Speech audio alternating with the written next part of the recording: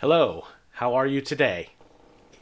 Today I'm going to read a poem which may be a bit more difficult to understand than some of our recent poems, but I think it's worth giving it a try, face the challenge, and even if you find only partial understanding in it the first time, as I've said before, give it a second read, maybe even a third.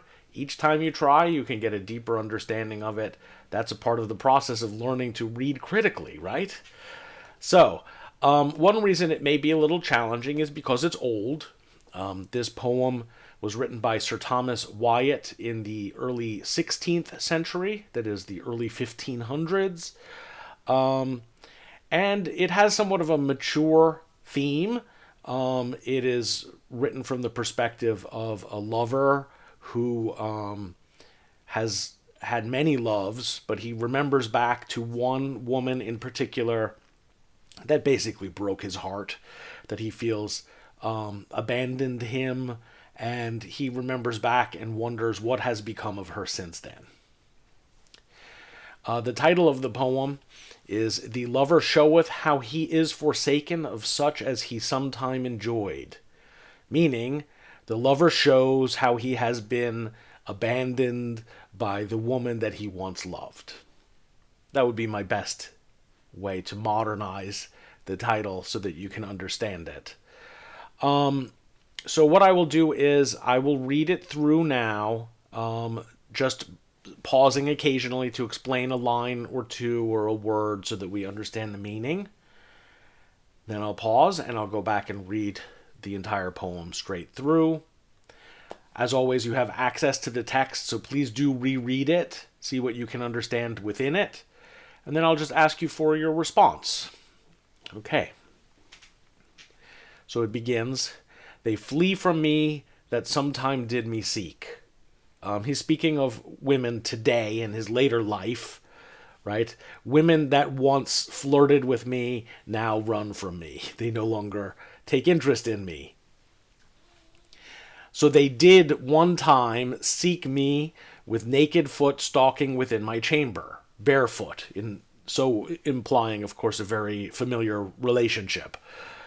"Once have I seen them gentle, tame, and meek, that now are wild and do not once remember, that sometime they have put themselves in danger to take bread at my hand." So he's basically describing these women that once they came to me very innocent and seeming very mild, like a bird approaching someone who might feed them a little bread, not knowing that he's a kind of a danger to them, perhaps. Maybe their reputation or rumor might attach to themselves if they are known to be flirting with this man, or maybe they're at risk of being seduced by this man. Okay? And now they range busily seeking in continual change. So women who once came and flirted with me are now seeking new loves and no longer interested. "Thanked be fortune, it hath been otherwise 20 times better." So at some point in his life, he had a much better life, and he's especially remembering back to one woman. But once is special. One time, there was a special woman to him. "In thin array," that is, in clothes that are thin, "after a pleasant guise, looking beautifully dressed, when her loose gown did from her shoulders fall, and she me caught in her arms long and small, her long thin arms, and therewithal sweetly did me kiss, and softly said, 'Dear heart, how like you this?' So she embraced him in her arms and said, 'How do you like my kissing you?' It was no dream, for I lay broad awaking. So this really happened, though it seemed almost as great as a dream. But all is turned now through my gentleness into a bitter fashion of forsaking. That is, although I was kind, I was bitterly abandoned by her. Sadly given up, broken up with, basically. And I have leave to go of her goodness." That is, she has said, basically, you are free, you are allowed to go and find somebody new. I have leave to go, I have permission to go. And she also, to use newfangledness, she also is free to go to find somebody new. But since that I so kindly am served, here he's being ironic, sarcastic, right? This is verbal irony.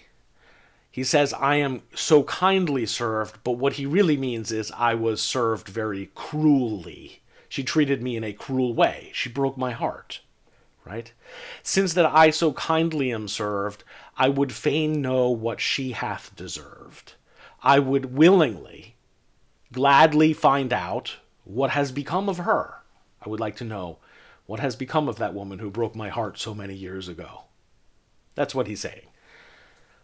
Perhaps even more, I would like to know what has happened to her. Perhaps I'd like to know whether she also has had her heart broken as she broke mine.